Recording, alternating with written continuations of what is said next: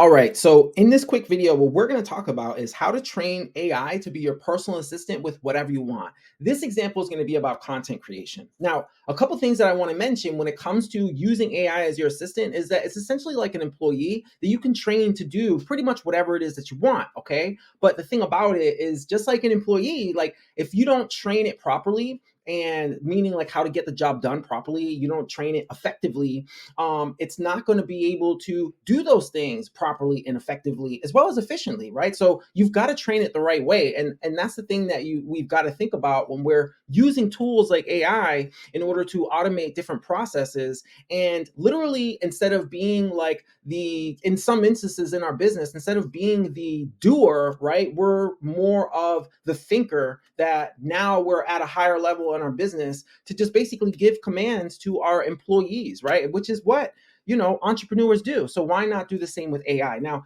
to get to the point is that you can train it, but you can give it different things. Now, in this specific instance, you can give it things like context, right? You can give it a specific goal, right? You can provide it a specific format, and even breaking it down into like bigger tasks and then like into smaller ones, and then even providing it examples. All right, so let's just go ahead and go through this, this really short example.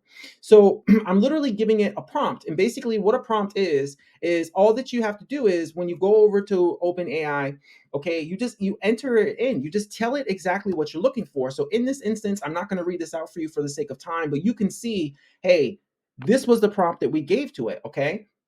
Now, with that said, it goes ahead and it spits this out for you, okay?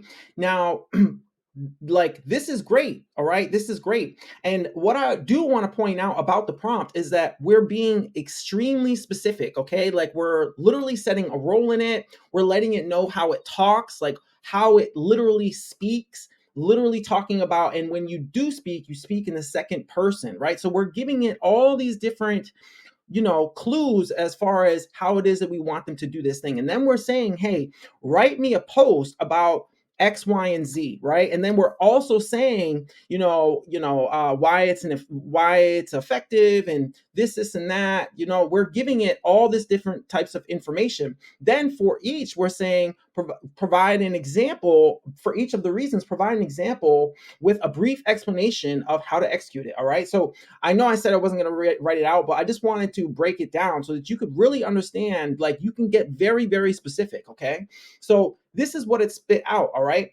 Now, what we can say to it is, okay, write me 10 different examples. That's what I did in this next case, right? But what I thought about was like, all right, what I want you to do is actually rewrite this content below, all right, but add in metaphors and analogies throughout it that about how having an effective CRM is like having an employee that works for you day and night and blah blah blah. Like I'm saying it, I'm getting extremely specific, all right?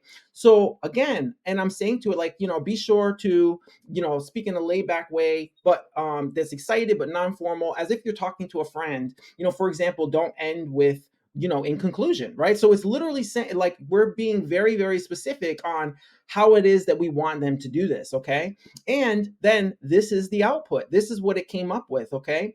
Now, from there, that's when you would then go back and it absolutely followed these instructions, right? It wrote it in a way where it's talking about, like, hey, it doesn't get sick without, or it doesn't complain about having trouble with its spouse. It doesn't matter, right?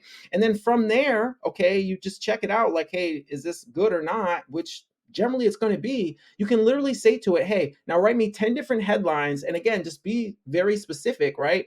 And make all of the headlines attention grabbing, curiosity driven, and polarizing. All right.